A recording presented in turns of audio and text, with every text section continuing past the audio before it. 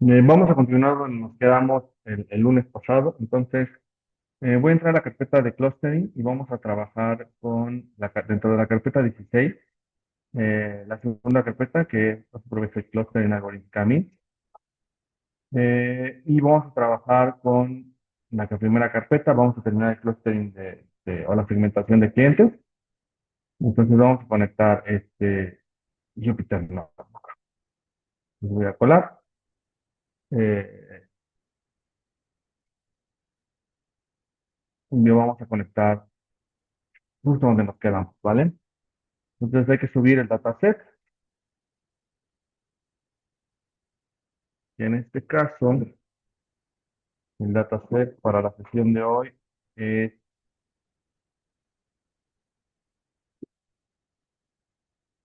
justamente la Marketing Campaign. ¿Está?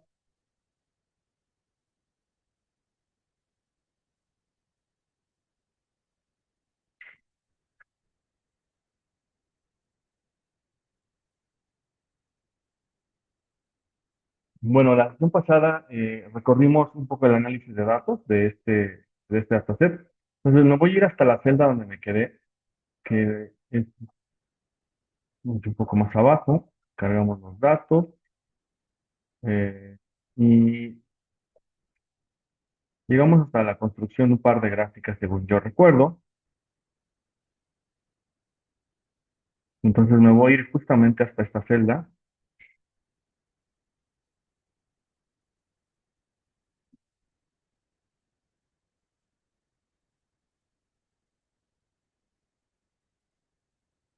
Creamos la edad,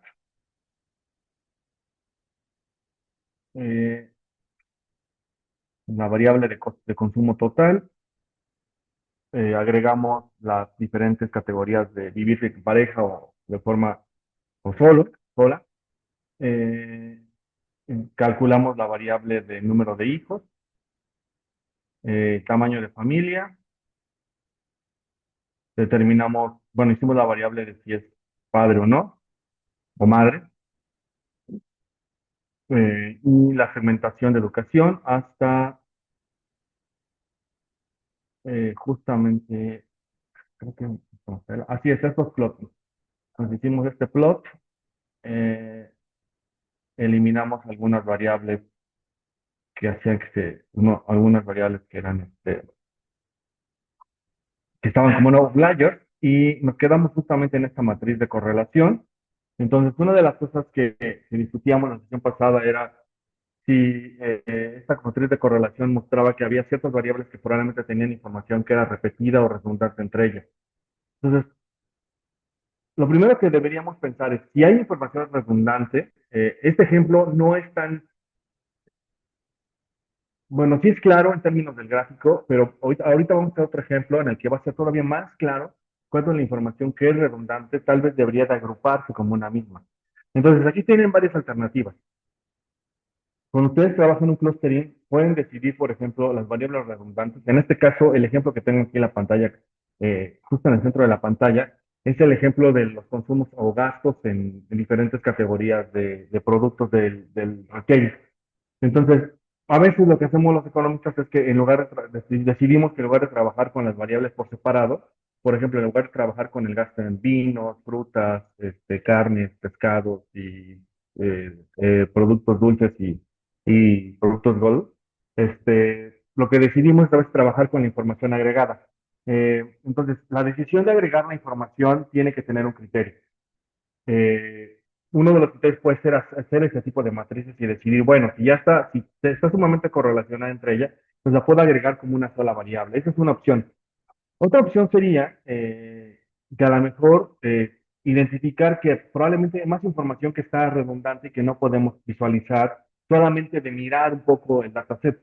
Entonces, pero nosotros tenemos una técnica que nos permite solucionar el problema cuando la información es redundante. Y esa técnica se llama componentes principales. ¿Qué hace la técnica de componentes principales? Digamos, extrae las dimensiones de mayor variación de la información. Entonces, podríamos hacer componentes principales para resolver este problema. Dos caminos que podemos seguir. Entonces, bien, ahora veamos, el que yo les propongo aquí es hagamos una combinación de ambos. Entonces, pero principalmente voy a trabajar con componentes principales. Bien, entonces, ahora, primero vamos a revisar cuáles son las variables categóricas, que en este caso son educación y, bueno, y si este vive con alguien más la persona.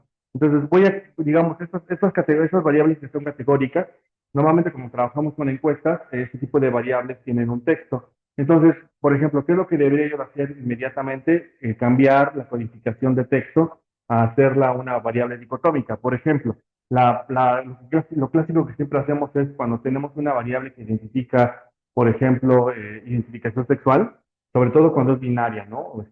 Masculino y femenino. En lugar de trabajar con el texto, lo convertimos a una variable dicotómica. Entonces, tenemos dos maneras de interpretar eso. Uno como una manera de simplificar los datos y otra que me gusta más a mí, que es como hacemos una transformación o embebemos ese problema en una representación vectorial muchísimo más sencilla, que es simplemente colocar un cero o un uno. Entonces, lo que voy a hacer aquí es que voy a convertir todas esas variables a numéricas. Entonces, ¿cómo lo voy a hacer? Voy a utilizar un label encoder, que esa es una manera muy sencilla de hacerlo. Entonces, digamos, se lo dejamos a Python, que Python lo resuelva. Entonces, voy a utilizar label encoder y lo que voy a hacer es que para cada objeto, que yo sé que son categorías, que en este caso es educación y living with, le digo a Python, quiero que le aplique este label encoder. Y el label encoder, digamos, se aplica y ahora entonces, por ejemplo, miremos cómo se ve la variable categórica. Entonces, ahora la variable categórica es educación, tiene tres números, 0, 1, 0, 1 y 2, ya no son textos como teníamos anteriormente, y la variable living with ahora son dos números, 0 y 1, ¿no? Es una manera muy sencilla de hacerlo.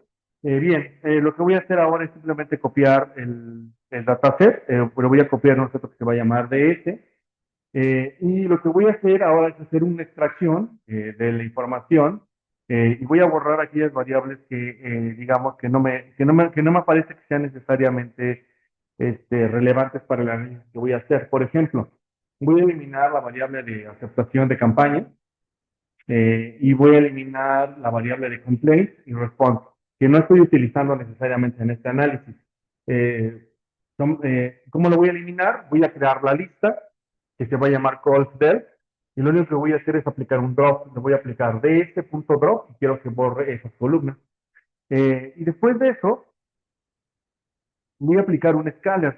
Si ustedes recuerdan, cuando hicimos la regresión de las casas, por ejemplo, la regresión para estimar el precio de casas, dijimos, vamos a escalar la información. ¿Por qué la escalamos? Porque a veces las variables tienen, digamos, dimensiones distintas. En el caso de las propiedades era muy claro que, por ejemplo, había casas que valían decenas de millones de pesos y había casas que valían, digamos, menos que millones de pesos. Entonces, bueno, propiedades, ¿no? Entonces, ¿cómo hacemos que para que, digamos, el modelo estadístico no se contamine por la alta variabilidad y de verdad se vuelva un modelo que prediga algo sobre los datos?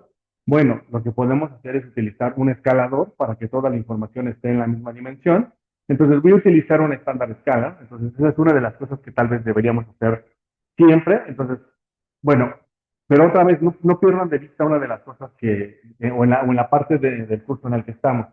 En esta parte del curso donde estamos es, digamos, sería como una parte de un curso que tomaría alguien que se dedica a hacer data science puro, ¿no? Es decir, eh, y a veces seguramente han visto este meme, ¿no? El meme es que, por ejemplo, los que hacen data science o los que hacen machine learning, algunos estadísticos dicen que simplemente lo que hacen es que le ponen un bonito marco a hacer regresiones, ¿no? Entonces, el meme es hacer regresión y le pones un marco bonito. Sí, más o menos, la verdad es que son un poquito enfoques distintos. Quiero que piensen un poco de esta manera. Ustedes, digamos, pueden tomar este curso, yo creo que podrían distinguir que hay como dos formas de resolver los problemas. Uno, resolverlo como economista, con la econometría clásica, y eso implica sentarse, construir tu modelo estadístico, tu modelo de causalidad, tu modelo teórico, y entonces proponer una forma de cómo probar tu teoría. Ese es el camino econométrico puro. ¿Cuál es el otro camino? El camino que siguen algunas personas que hacen data science. o la profesión en este sentido de data science. ¿Qué hace un data science? Normalmente lo que hace es que ve un problema, tiene un problema de datos, y entonces en lugar de pensar un modelo teórico que podría aplicar al problema, trata de resolver la pregunta que se formule. Y en ese proceso de resolver la pregunta, tiene que haber incorporar un modelo, pero no necesariamente es, digamos, un requisito. Lo importante es resolver la pregunta. Y en este caso, por ejemplo, la pregunta que queremos resolver es, ¿podemos agrupar objetos que parecen heterogéneos en grupos homogéneos? Y bueno, y entonces para llegar a ese agrupamiento tenemos que hacer todo el tratamiento posible de la información. Y uno de los tratamientos posibles es el escalar la información. Entonces, por eso voy a implementar un estándar escalar. Es como un camino, una receta, yo lo llamaría, ¿no? Entonces, ya una vez que implementamos el escalar, imprimamos ahora cómo se ven los datos. Entonces, los datos escalados ya se ven de esta manera. Entonces, ya no son datos numéricos como los teníamos anteriormente en valores. Entonces, por ejemplo, ya no son interpretables en términos numéricos como los teníamos anteriormente. Ahora son pues, en términos de un escalamiento de una transformación Z. Recuerden, la transformación Z es la variable aleatoria menos la media dividido entre la desviación estándar. Y bueno, ahora lo único que vamos a hacer es simplemente ver cómo se ven los, y las variables. Y por último, voy a mostrar cómo se ven las estadísticas descriptivas ya, digamos, en términos de los datos escalados, ¿no? Entonces, los datos escalados se ven de esta manera, en términos de estadística descriptiva, y cómo se ven los datos, digamos, sin el escalamiento, ¿no? Entonces, sin el escalamiento, por ejemplo, bueno, veamos, por ejemplo, sin el escalamiento, la educación, que es una variable que toma varios números, la media es 0.6, ¿no? Entonces, quiere decir que más o menos la proporción de personas que tenemos está más cercana a la categoría 1 que a la categoría 2 o a la categoría 0. Esto sí lo podemos interpretar, ¿no? El ingreso promedio son $51,000, el número de hijos en casa es 0.4, el número de teenagers en promedio es 0.5, y así sucesivamente otras variables. Noten que este cuadro sí es interpretable respecto de este, ¿no? Porque estos son los resultados escalados y este no necesariamente se puede interpretar como lo estamos haciendo con el de abajo. Bien, entonces, pero yo voy a utilizar la información escalada. ¿Por qué? Porque esa información, digamos, ya rompió o ya elimina la posibilidad de que exista un ruido por los diferentes tamaños o proporciones de la información. Con la información, ya en términos de escalamiento, lo que voy a hacer es ahora implementar un PCA. Entonces voy a extraer las primeras tres componentes, entonces eso es lo que estoy diciendo ahí. Voy a implementar un PCA con las primeras tres componentes. Voy a utilizar la información escalada, por eso le estoy aplicando PCA.fit scaled ds. Estoy trabajando con la información escalada. Y luego simplemente después voy a imprimir cómo se ven las tres componentes que voy a calcular. Entonces, y aquí están las tres columnas de componentes principales. Entonces, de un montón de variables que tengo, me voy a quedar únicamente con las tres principales componentes. Eh, y vamos a ver ahora cuánta varianza tiene cada uno de los elementos que estamos incluyendo. Voy a hacer un gráfico que he venido haciendo, que es un gráfico de 3D. Entonces, y este gráfico voy a graficar en cada uno de los ejes los primeros tres componentes, y en el texto de los ejes voy a colocar cuánta variabilidad hay. Entonces, aquí está, digamos, la masa de la información. Esta es la masa déjenme acomodar esto para que se vean los tres ejes. Ahí están. Sí. Entonces, por ejemplo, la componente uno, que así se ve, tiene 36% de la varianza, perdón. La componente 2 tiene el 12% y la componente 3 tiene el 6%. Entonces aquí ya tendríamos 36 más 12, son 48 más 6, ya son como 54% de la varianza. Es una buena aproximación. Es decir, 54% de la varianza está más o menos respetable. Eh, a mí, aquí hay muchos criterios, ¿no? Ustedes pueden optar por un modelo así como de, si ocupa un PCA, bueno, con más del 50% de la varianza es algo bueno, sí, pero alguien que sea muy exigente a lo mejor diría, me gustaría tener al menos el 75 u 80% de la varianza. Sí, estoy de acuerdo. Tal vez eso sería lo mejor, lo más deseable. Entonces, tal vez, por ejemplo, haría un esfuerzo por incorporar una componente más, para verificar si con eso puedo llegar hasta el 80 o tal vez dos componentes más, aunque no parece tan claro porque noten esto. La primera componente captura el 36% y luego de ahí la segunda componente captura menos de la mitad que la anterior, 12%, y la siguiente menos que la mitad de esa. Bueno, poquito menos, poquito más de la mitad.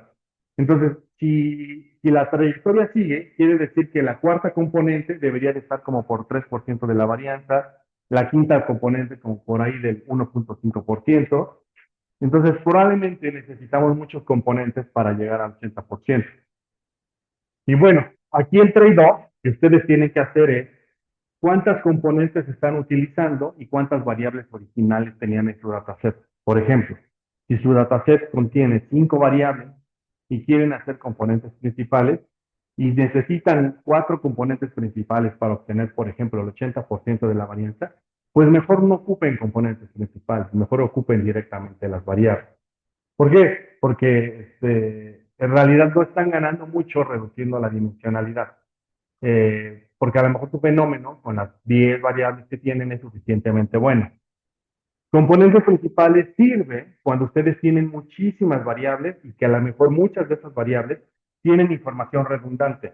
Entonces, por ejemplo, en el caso que estamos trabajando nosotros en la clase, el problema principal que tiene es que si ustedes miran este cuadro, para el ojo humano es bien difícil determinar quiénes de estas tienen información redundante. Y tengo muchas variables, entonces por eso esa es la razón por la que estoy haciendo reducción de dimensionalidad. Si por ejemplo ustedes tienen un modelo estadístico que solo tiene 10 o 15 variables, no vale tanto la pena en realidad hacer un PCA. ¿Sí? Entonces, vale la pena cuando tienen por ahí de 15, más de 15, 30, 20, 30 variables, ¿no? Eso sí, eso sí, eso es un mejor aporte. En la siguiente semana vamos a ver una técnica más que se llama Random Forest. Y esa técnica va a ser una alternativa a utilizar PCA. En su momento se los platicaré. Entonces, bien. Pero ahorita lo que sabemos hacer es hacer PCA. Es una de las cosas que sabemos. Entonces ya calculamos nuestro gráfico, vamos a hacer ahora un clustering. Bien, ahora voy a platicar qué significa hacer clustering, porque no lo he dicho, lo estoy utilizando de una forma totalmente arbitraria sin haber dicho qué. Entonces voy a ir a mi pizarra.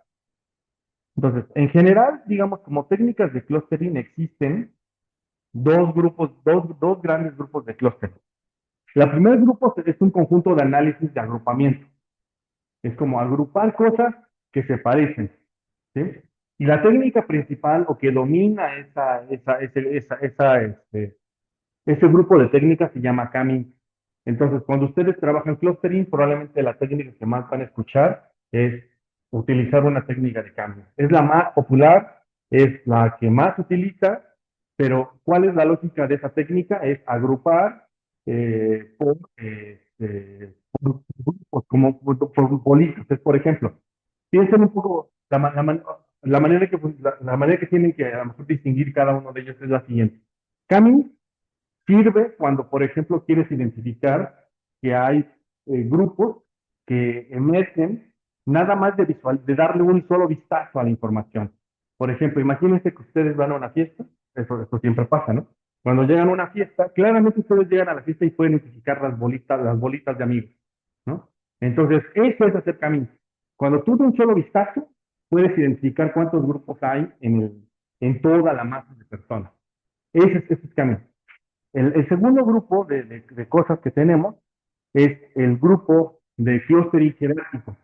El clustering jerárquico tiene otra intención, es una intención de resolver el problema de forma iterativa.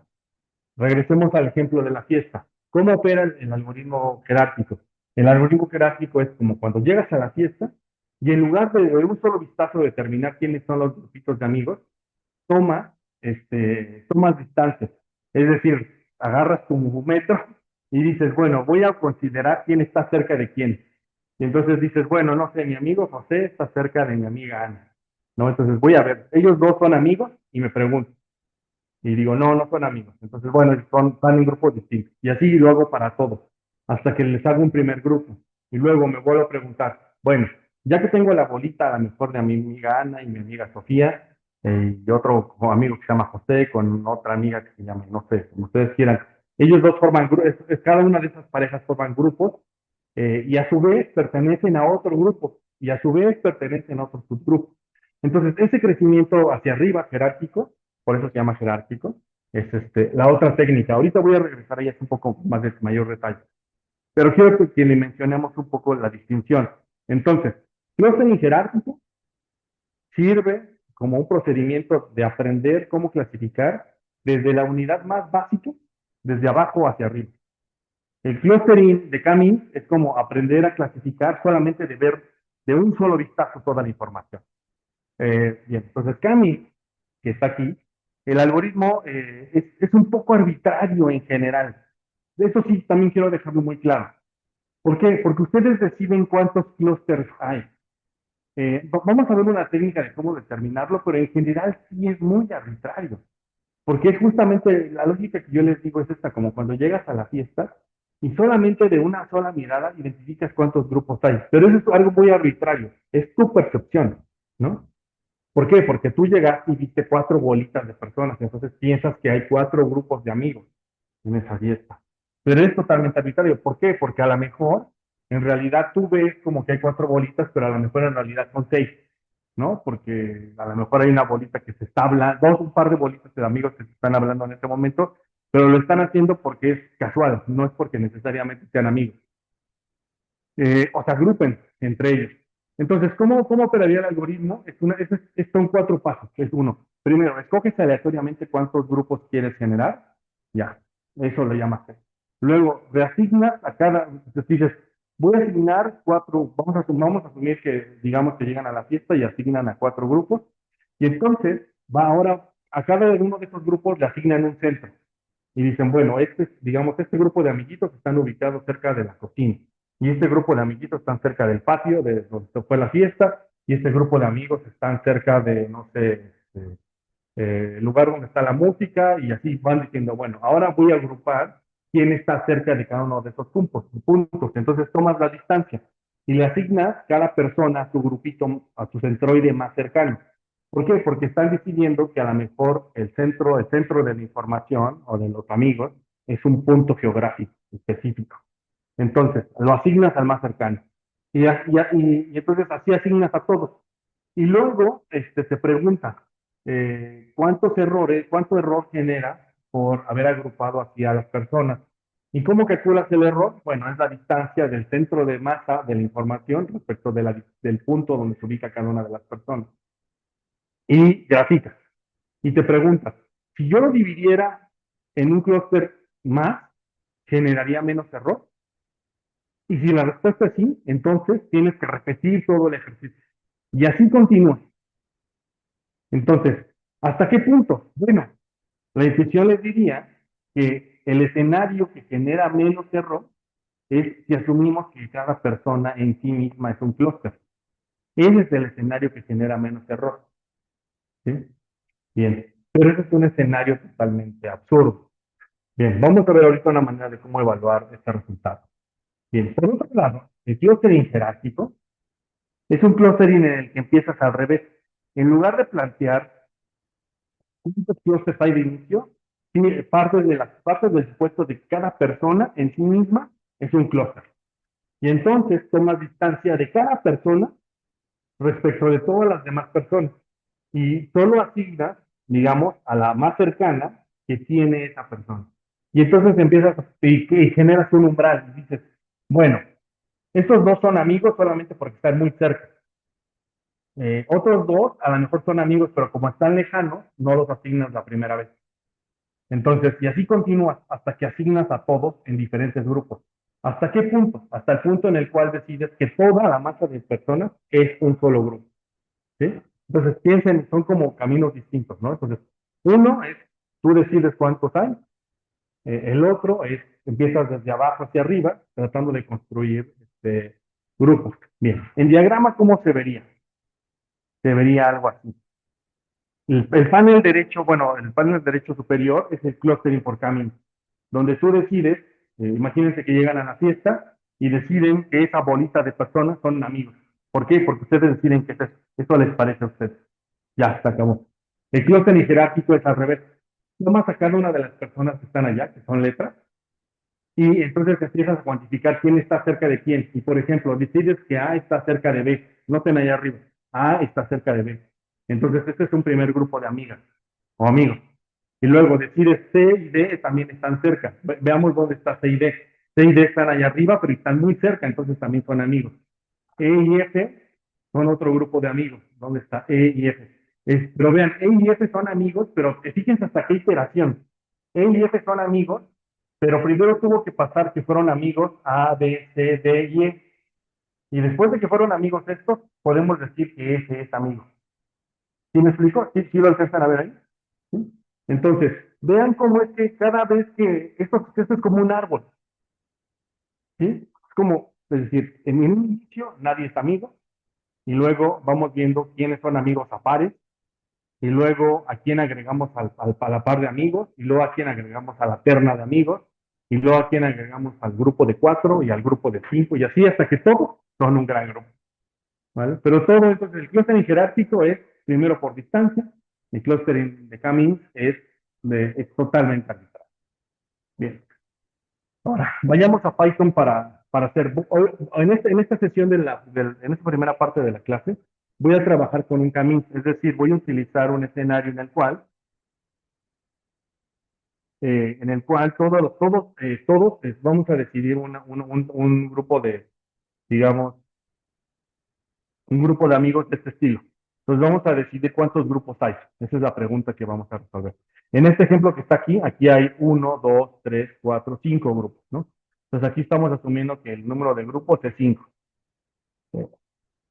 Después, en otro ejercicio que también vamos a hacer hoy, vamos a hacer un clustering jerárquico.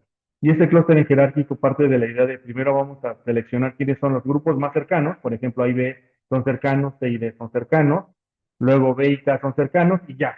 En la primera iteración, esos son grupos. Todos los demás son individuos. Y después, la segunda iteración, que sería llegar a este nivel, y vemos que los únicos que se agrupan son estos de acá. Luego el siguiente nivel, los únicos que se agrupan son estos de acá. Vamos al siguiente nivel y ya nos vamos preguntando quién se va agrupando con él. Bien, vamos a Python. Entonces, bien. Ahora, entonces, para evaluar esto, lo que vamos a hacer es lo siguiente. Voy a asumir que el número máximo de grupos que puede existir son 10.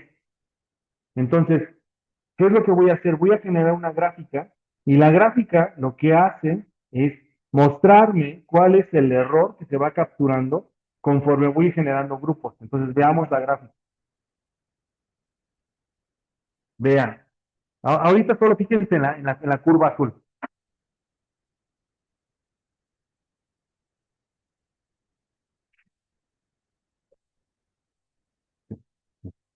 Entonces, vean, si ustedes observan la curva azul y el eje Y es el error.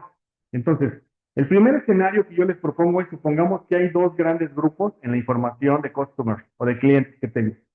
Entonces, si yo asumo que hay dos grupos, el error se va por ahí de 14,000. Cuando yo asumo que hay tres grupos, mi métrica de error se va hasta 10,000. Entonces, lo cual es lógico, ¿no? Es decir, de entrada, si yo digo hay dos grandes grupos de clientes, el error es grande. Cuando digo que hay tres, el error disminuye. Cuando hay cuatro, el error disminuye, pasa de 10,000 a 8,000. Y luego, cuando digo que hay 5 pasa de 8,000 a por ahí de 7,000 y algo. Entonces, y así puedo continuar. La intuición me diría que cuantos más grupos hay, el error se hace más pequeño. Entonces, la pregunta que se tiene que hacer ahora es, eso era intuitivo, es decir, eso me sonaba que era lógico, que el error iba a ir bajando conforme tú generes más grupos. La pregunta es, ¿cuándo me detengo?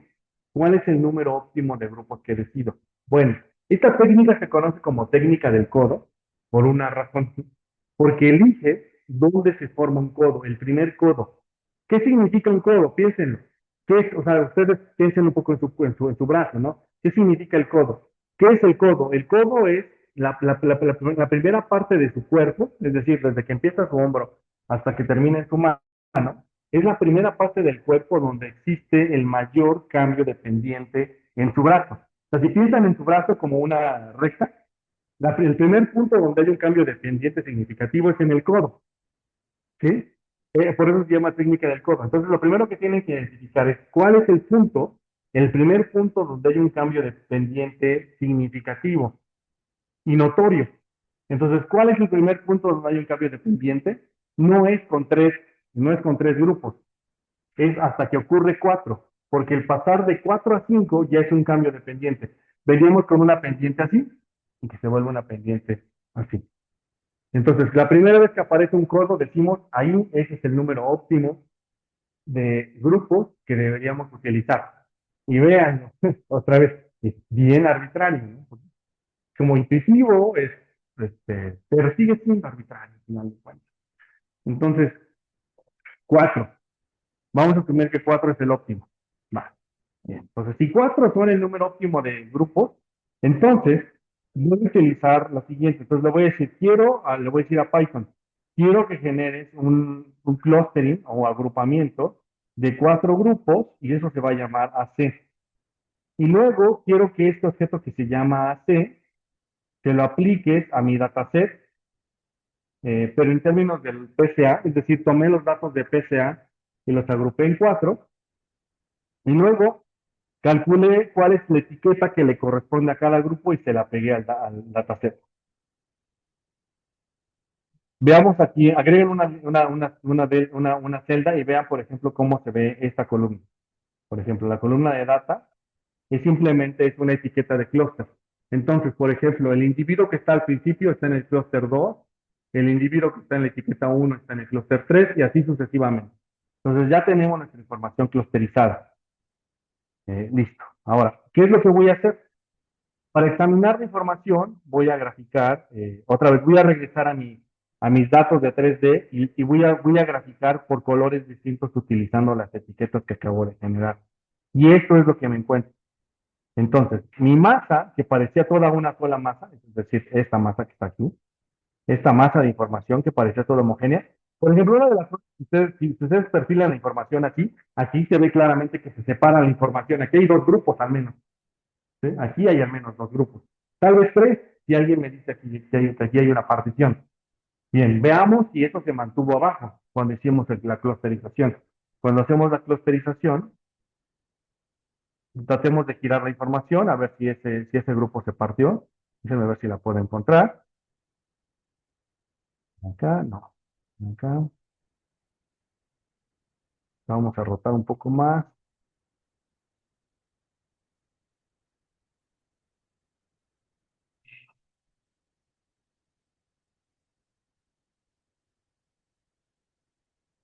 No logro darle exactamente a la misma posición que tengo el de arriba. Quería que ver si podía yo rotarlo exactamente igual. Pero no, creo que no le estoy dando. No, lo siento. No puedo darle así de primera entrada cómo se particiona como arriba. Pero bueno, los grupos aquí sí son visibles. Espero que sean visibles para ustedes. Entonces, lo que dice la técnica es que estas 4 bolas, bueno, no son 4 bolas, perdón, estas 4 masas de información son grupos de cosas que se parecen. Recuerden, estamos clasificando clientes. Entonces, otra vez, si yo trabajo para una empresa de retail y la pregunta que me hacen, si es que puedo encontrar grupos subyacentes dentro del dataset, yo les diría sí, al menos puedo ver 4. Ya una vez que tengo identificados los 4 grupos, entonces lo siguiente que tengo que hacer es preguntarme cómo caracterizaría esos 4 grupos. Bien, vayamos hacia abajo. ¿Cómo los voy a caracterizar? Primero haría un plot como este. Por ejemplo, ¿cuántos elementos hay en cada grupo? Y por ejemplo, en el clúster 0 hay más o menos como 700 personas, ¿no? 700 clientes. ¿Cuál es el grupo que tiene más? El grupo 1. ¿Quién es el grupo que tiene menos? El grupo 3. Bien, primera caracterización. Segunda caracterización. Lo que voy a hacer es lo siguiente, vean esta gráfica. Esta gráfica que tengo de aquí es en la gráfica de gasto y pero bueno, déjenme cambiarla. Creo que no me gusta tanto así. Déjenme. Mm, voy a abrir una celda abajo eh,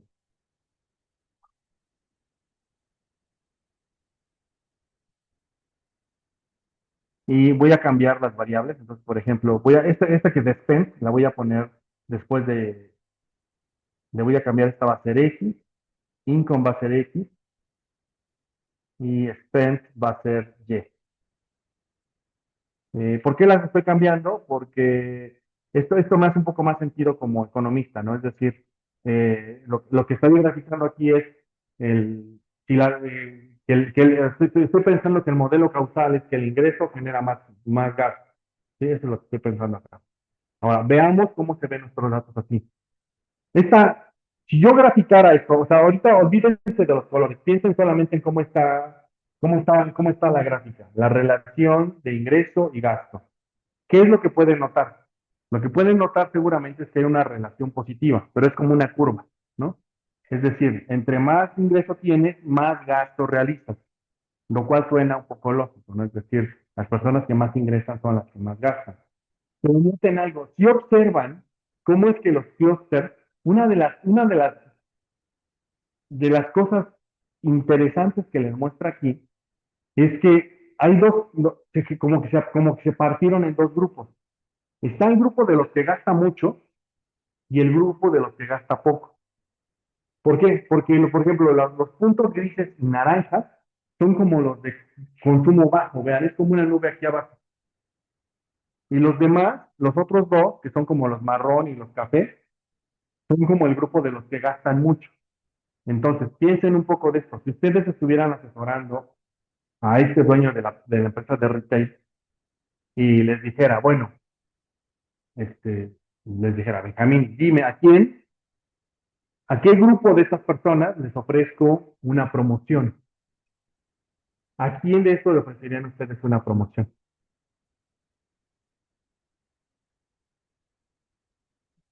Piénsenlo de esta manera. ¿Qué significa una promoción? Cuando ustedes llegan al súper, espero que vayan al súper, yo me imagino que sí, o van al mercado o van a la tienda, y por ejemplo, cuando ven un anuncio de, por ejemplo, el café está al 2 por uno, ¿no? Ustedes como economistas, ¿cómo interpretan esa oferta? ¿Qué significa un descuento de ese estilo? Como economistas, espero, y espero que ustedes ya estén en este momento, ya vivan en un mood totalmente económico. Cuando ustedes ven un descuento, como ustedes como lo deben interpretar, es como que hay un efecto ingreso. Cuando alguien me dice que el café está al 2 por uno, implícitamente lo que me está diciendo es que si yo decido gastar mi ingreso en café, mi ingreso vale el doble. ¿Sí lo ven? Es como si de un momento me ofrecieran un incremento de ingresos. Puede ser artificial, sí, o puede ser que, como ustedes quieran ver. Como cuando van al Buen Fin y les dicen las pantallas están con 50% de descuento. ¿Qué significa? Esto es como si solamente por ese momento de comprar ese día, mi ingreso valiera el doble. Bien. Esas son las promociones. Ahora, regresemos a mi pregunta. Si yo les digo, a ver, a ver, me preguntaban a mí, a ver, Benjamín, ¿a quién le ofrecerías una promoción? ¿A quiénes de estos grupos ustedes le ofrecerían una promoción? De los cuatro clústeres que están ahí, ¿a quién se la ofrecerían? ¿Tienen alguna respuesta para eso?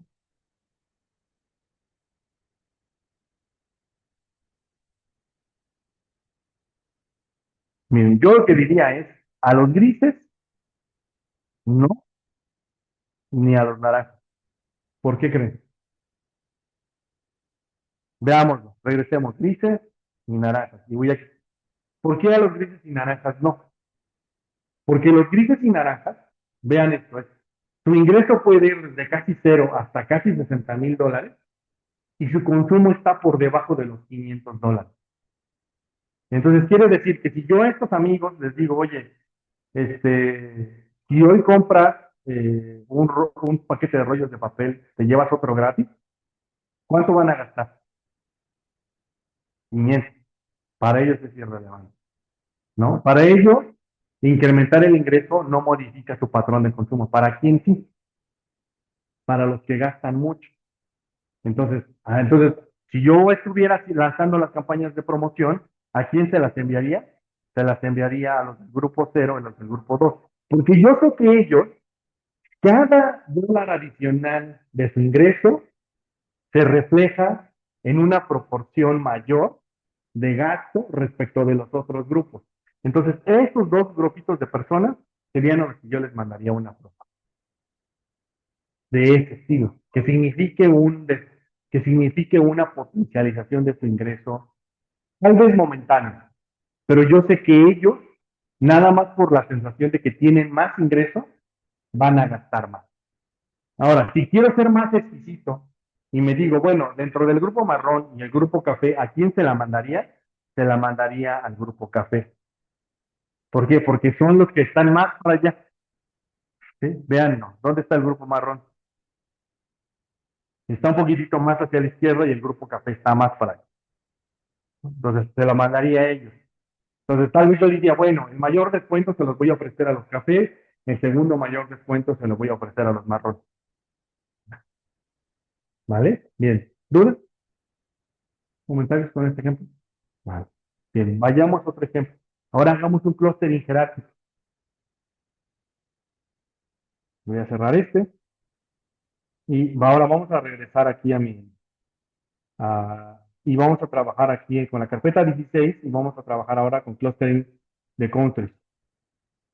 Nos vamos a conectar este Jupyter Notebook que se llama Country Clustering jerárquico. Bien. Ahora pensemos un poquito, cambiemos el escenario de trabajo. Supongamos que ahora que lo que son ustedes son personas que trabajan para una organización internacional que va a decidir asignación de ingresos. Por ejemplo, van a decidir a qué país le van a dotar de, por ejemplo, algún programa de asistencia, ¿no? Como antes funcionaba USAID, ¿no? Que USAID le daba, por ejemplo, apoyo a ciertos gobiernos locales, por ejemplo, para acceso a justicia, en el caso de México, ¿no? O para búsqueda de personas, o diferentes situaciones, ese tipo de programas. Entonces vamos a conectar este Jupyter Notebook y vamos a conectar con este dataset que se llama, aquí está el dataset, se llama Country Data. Entonces, por favor, vayan a este dataset. Voy a ver mi dataset de Country Data.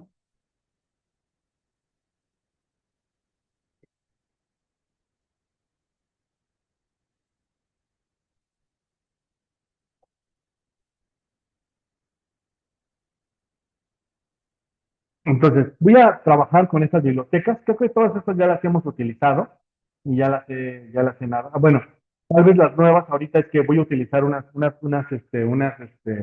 bibliotecas, pero ahora para clustering, y voy a utilizar unas de SciPy. Hay muchísimas otras también, pero ustedes en realidad, mi punto es, en Python ustedes no se detengan por la biblioteca, más bien piensen en el problema y piensen en la técnica y no se preocupen tanto por la biblioteca. La biblioteca existe. Seguramente hay algún paquete que la contiene, en este caso, por ejemplo, la de clustering jerárquico, la contiene SciPy, y voy a utilizar ese tipo de bibliotecas para hacer el clustering jerárquico. Entonces, aquí tengo mis datasets. Entonces, vean, este es un dataset donde la información de variables es pequeña. Por ejemplo, tengo una etiqueta de país, tengo la tasa de mortalidad infantil, que es la tasa de mortalidad de los niños de menores de 5 años, tengo las exportaciones del país, tengo un indicador de gasto en salud, las importaciones de cada país, el ingreso por persona, la tasa de inflación por país, la esperanza de vida al nacer de las personas en ese país, la tasa de fertilidad, que es básicamente el número de hijos que tienen las mujeres en edad reproductiva, y el GDP, que es el PIB per cápita dividido, bueno, el PIB per cápita. Entonces, ya desde aquí, por ejemplo, podemos ver que puede haber información redundante. Por ejemplo, ¿qué información puede ser redundante? Yo nada más de verla. Por ejemplo, el ingreso por persona y el GDP o el PIB per cápita son redundantes. Son casi lo mismo, ¿no? El ingreso por persona, si mi clase de contabilidad macroeconómica, mi clase de agregados económicos, que es macro uno, creo, ¿no? Aquí en la facultad. Si mi profesor de macro uno no se equivoca, el ingreso disponible es una fracción del PIB, ¿no? Es una fracción del PIB. Entonces, el PIB per cápita debe ser muy parecido o debe ser muy parecido al ingreso per cápita, porque uno de ellos es una fracción del otro.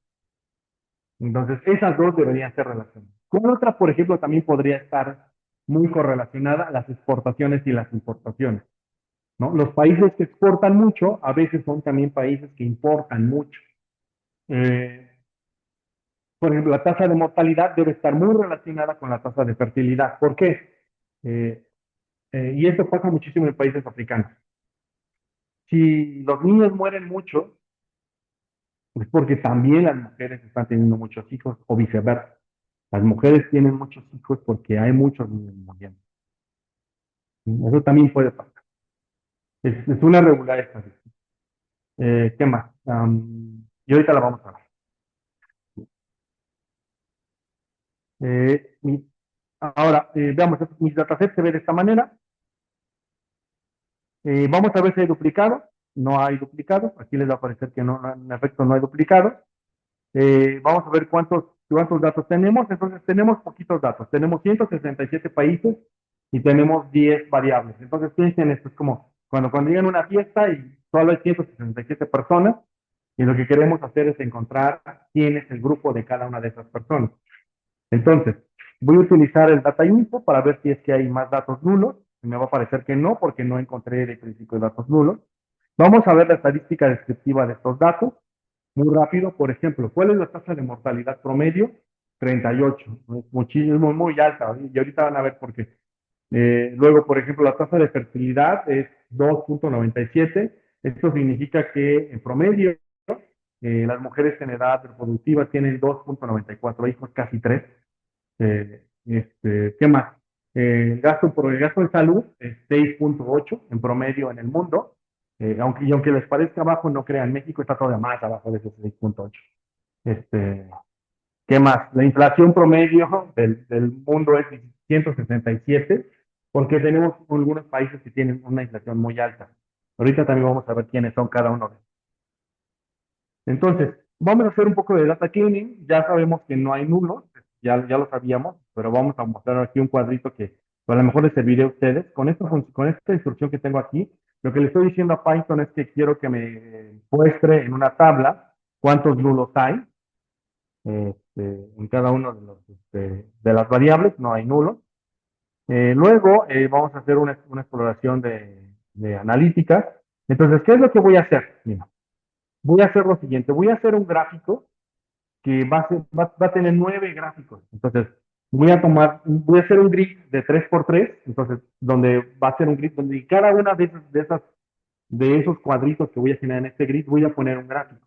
¿Qué gráfico voy a poner? Voy a ir poniendo cada uno de estos. Por ejemplo, voy a poner el top 10 de los países que tienen más tasa de mortalidad infantil. Entonces, eso lo voy a graficar en la primera gráfica. La segunda gráfica va a ser el top 10, la tasa de fertilidad.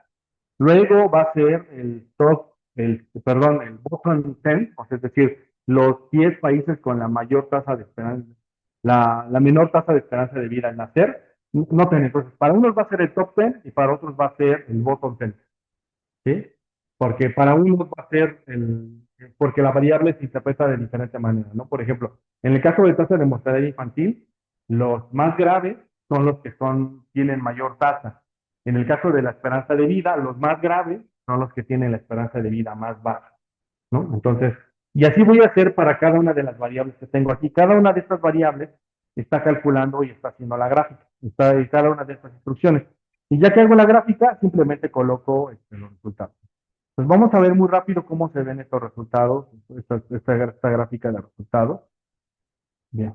Entonces, por ejemplo, vayamos. Bien. Entonces, ¿cuál es la primera gráfica? Tasa de mortalidad infantil. ¿Cuál es el país que más tasa de mortalidad infantil tiene? Haití. ¿Quién le sigue? Sierra Leona, Chad y República Central Africana.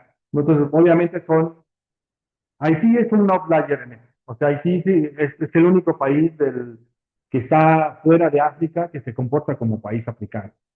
Es Haití. Luego están, por ejemplo, tasa de fertilidad, Nigeria, ¿no? Por ejemplo, en Nigeria las mujeres tienen en promedio 7,5 hijos cuando están en edad reproductiva. Es altísimo. Luego, ¿qué más? La esperanza de vida al nacer. En Haití, la esperanza de vida son 32 años. Los siguientes países son países africanos y algunos asiáticos, pero por una razón distinta. Bien, ahora, luego, ¿qué más? Salud. ¿Quién es el país que gasta menos en salud? Qatar. Luego está, pero bueno, pero Qatar gasta en salud menos por otras razones, no porque su población tiene mucho ingreso en general. ¿Y quién? Bueno, y siguen otras, ¿no? Myanmar, Pakistán, Congo, y así sucesivamente. Bueno, el PIB per cápita, ¿quién es el país que tiene menor PIB per cápita?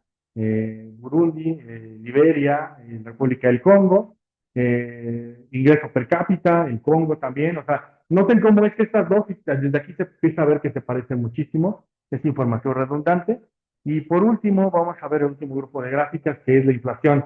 El país que tiene más inflación es Nigeria, el siguiente país que tiene más inflación pues, es el conocido Venezuela, y luego así otros países de África. ¿No? ¿Qué más? Exportaciones e importaciones. ¿No? Vale. Bien. ¿Dudas con cómo está la información? Ahora, lo que vamos a hacer es un gráfico de correlación para ver si es que hay, digamos, algún tipo de información redundante. Entonces, ¿cuál es la información redundante o que se parezca mucho o que sea muy disímil, ¿no? Entonces, lo que es muy tendiente al azul o muy tendiente al amarillo sería un grupo de información que se parece. Por ejemplo, ¿quién se parece aquí? Déjenme ver, aquí está más o menos claro. Las importaciones y el ingreso se parecen muchísimo. ¿Quién más se parece mucho? Se parece mucho la esperanza de vida y, y la inflación, no, perdón, la esperanza de vida y el ingreso se parecen mucho. Este, la esperanza de vida y el GDP también se parecen mucho, lo cual hace sentido, es decir, los países que tienen mayor esperanza de vida, eh, pues porque también tienen una economía más sólida. ¿No? Por ejemplo, ¿tienes todos los ejemplos clásicos de esto? Japón. ¿No? La esperanza de vida en Japón es altísima y el ingreso per cápita es muy, muy, muy alto. ¿No? Bien, entonces, continuemos. Bien, vamos a revisar si es que outliers, ¿cómo hago una revisión de outliers? Puedo hacer una revisión muy sencilla con gráficos de bigotes y barras. Entonces, por ejemplo, todo lo que esté fuera de las barritas son como outliers. Entonces, por ejemplo, la tasa de mortalidad infantil, estos que están aquí son outliers. En el caso del gasto en salud, también aquí tengo outliers y tengo algunos otros outliers. ¿Qué es lo que voy a hacer? Bueno, esa es una manera de verlo. También puedo verlo de esta manera, con un subplot que ya hemos hecho anteriormente. Bueno, con un pie plot, perdón. Eh, Vamos a ver este tipo de gráficos del segundo que se calculen.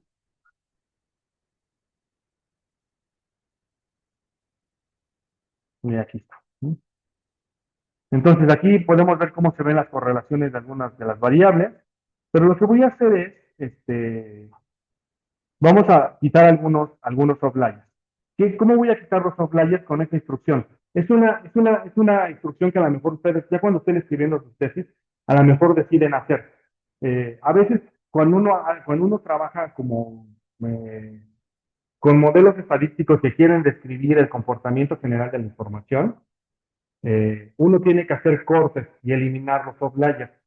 Bien, ¿por qué quitaríamos los outliers? En este caso en particular, porque lo que queremos es como concentrarnos de dónde está la información que es más importante.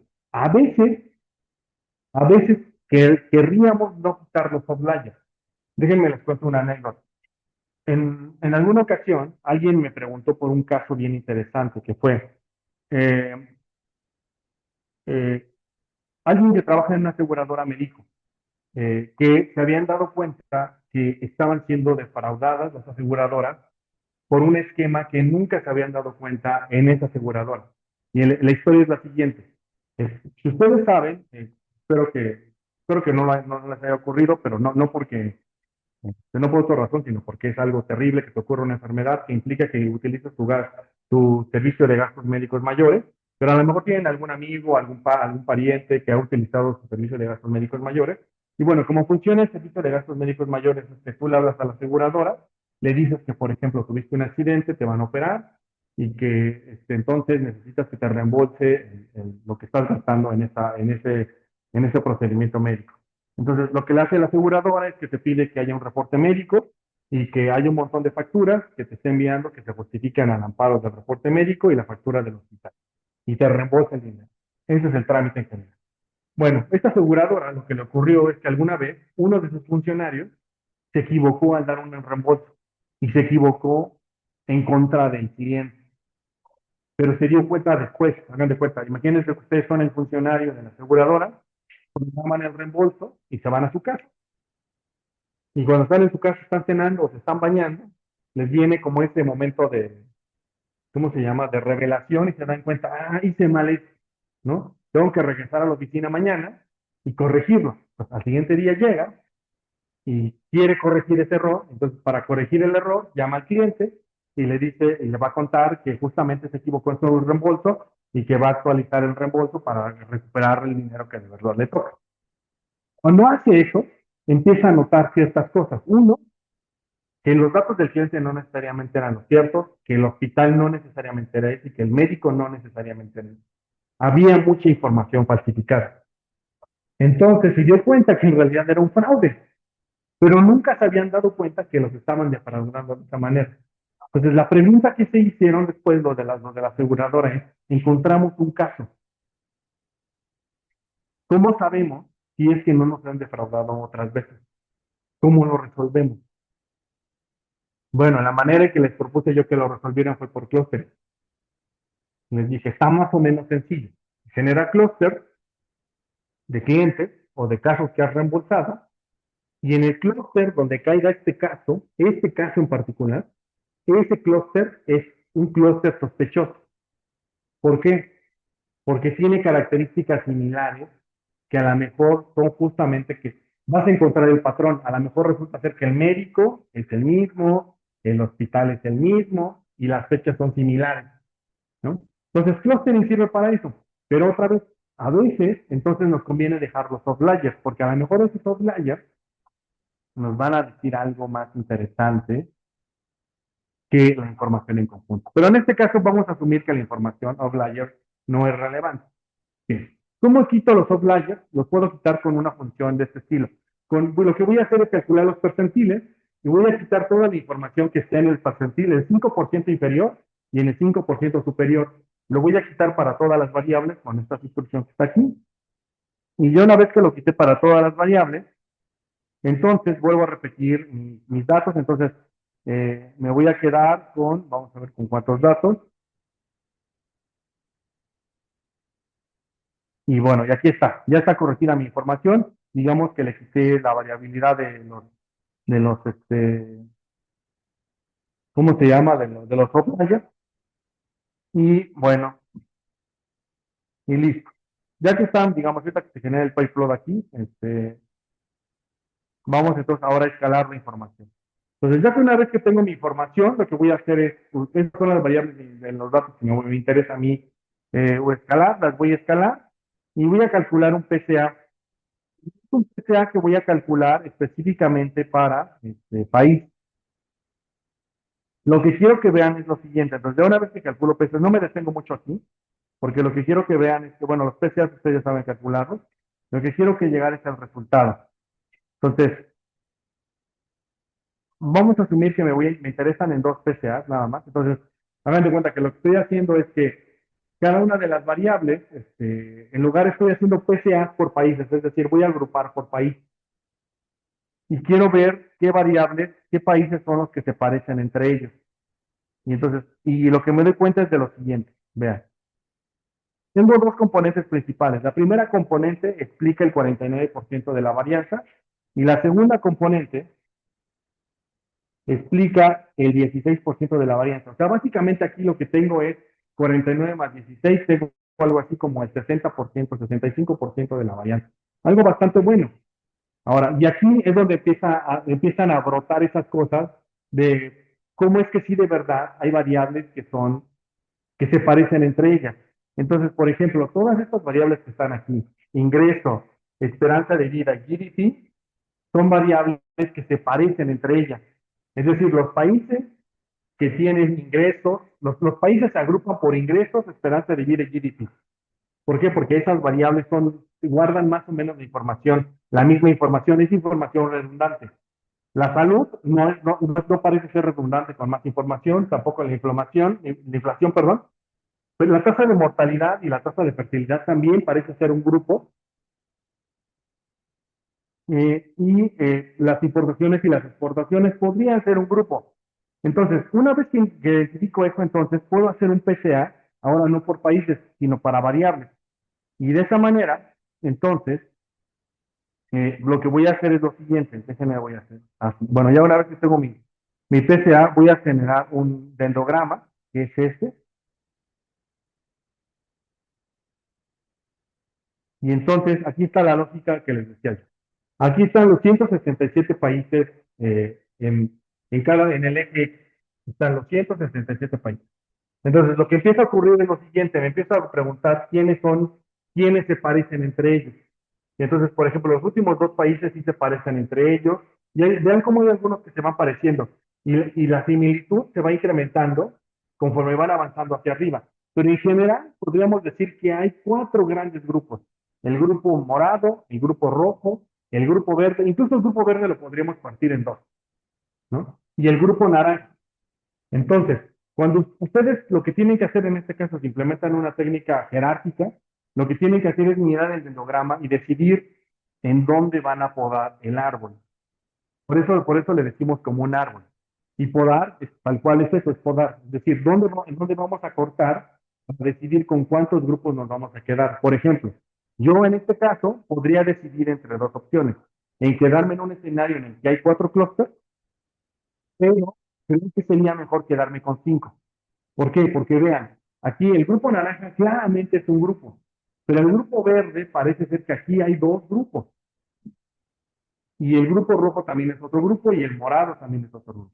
Entonces, tal vez pienso que hacer un clúster de nivel 5 sería bueno.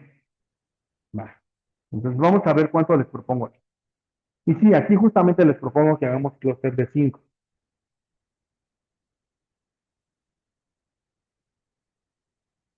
Y listo. Ya que tengo mis componentes principales, voy a hacer mi clustering de 5 y listo.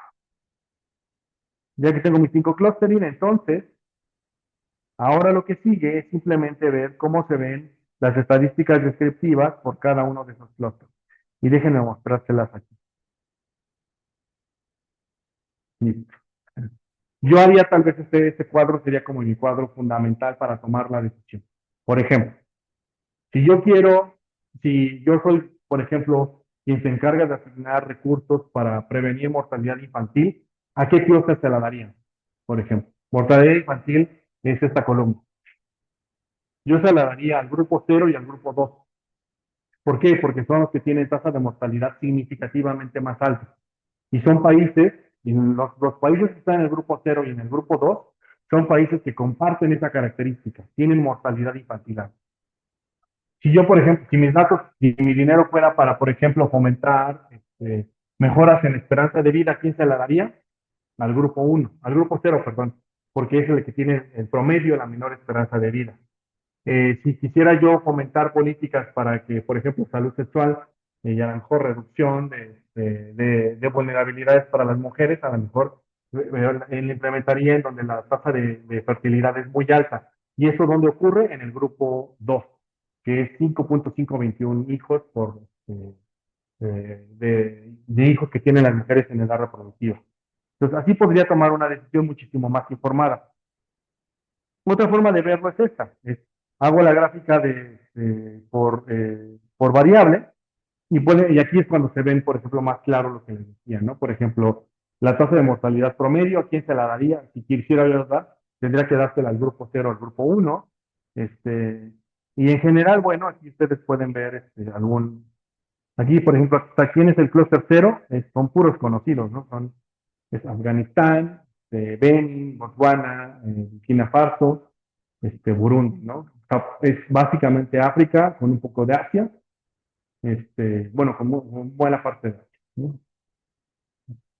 Bueno, y aquí estarían algunas recomendaciones que, por ejemplo, sería ayudar al grupo cero si fuera una política de ayudar concretamente a infancia, ¿no? Esa es una de las políticas que a lo mejor deberíamos de seguir. Vale. Bien. ¿Dudas, comentarios por clustering? Bien. Pues lo que voy a hacer la siguiente sesión, la siguiente semana, me voy a centrar en trabajar